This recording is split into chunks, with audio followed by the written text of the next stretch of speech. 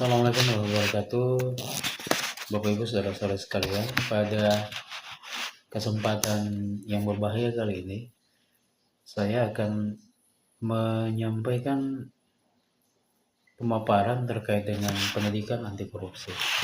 Nah, Bapak Ibu saudara-saudara sekalian, eh, pendidikan anti korupsi ini pada dasarnya adalah bentuk terhadap edukasi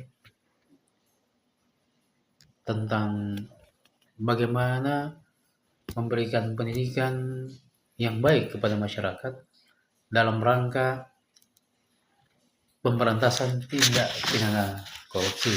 Nah, sebagai pengantar bahwa korupsi sendiri pada dasarnya adalah sebuah, secara definisi ya, itu merupakan bentuk penyalahgunaan kekuasaan atau jabatan untuk keuntungan pribadi.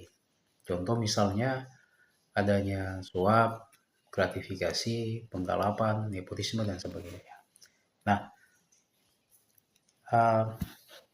bentuk-bentuk korupsi ini juga, Bapak Ibu saudara-saudara sekalian, dia bermacam-macam. Jadi bisa dalam bentuk manipulasi proyek, nepotisme dan kolusi, penggelapan uang, gratifikasi, atau pemberian hadiah. Nah,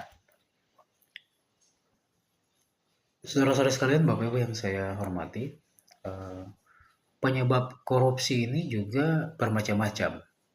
Jadi penyebab korupsi ini bisa karena lemahnya integritas individu, kemudian ketidaktegasan aparat penegak hukum, lalu kurangnya bentuk pengawasan, lalu yang berikutnya adalah gaya hidup konsumtif, dan yang terakhir adalah budaya permisif.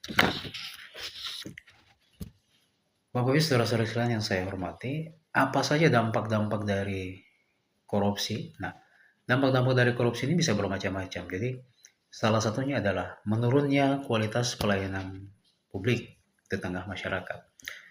Nah, yang kedua adalah dia dapat menghambat proses pembangunan. Nah, yang ketiga, menurunnya kepercayaan masyarakat. Kalau kepercayaan masyarakat terhadap pejabat publik sudah menurun, maka tentunya ini sangat berbanding lurus dengan penyalahgunaan kewenangan dalam hal ini pejabat publiknya. Nah, yang keempat adalah dampak dari korupsi sendiri juga bisa menyebabkan meningkatnya angka kemiskinan di tengah-tengah masyarakat, Bapak Ibu sekalian.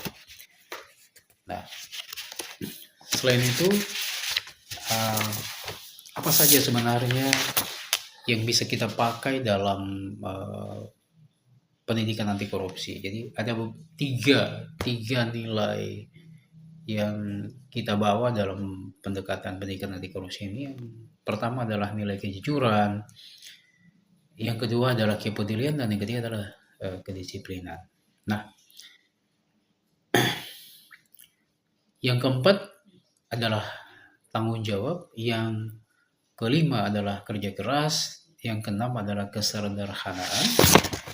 Nah, yang ketujuh adalah keadilan, yang ke-8 keberanian, dan yang ke-9 adalah keberanian. Inilah 9 nilai dalam hal mengedukasi pendidikan anti korupsi. Nah, saudara sekalian, Bapak Ibu yang saya hormati, apa saja strategi penjagaan? Nah, strategi penjagaan dalam pendidikan anti korupsi ini adalah, yang pertama adalah pendidikan karakter. Jadi building karakternya ini memang harus dirubah. Nah, yang kedua adalah adanya transparansi anggaran. Nah, yang ketiga adalah whistleblower system. Yang keempat adalah penegakan hukum, dan yang kelima adalah teknologi e-governance dalam mengawal setiap proses berpemerintahan tentunya. Nah, lalu tentu kita harus punya ada peran individu dalam pendidikan anti korupsi. Nah, peran individu ini adalah, yang pertama adalah tidak memberi atau menerima suap. Yang kedua adalah berani berkata jujur.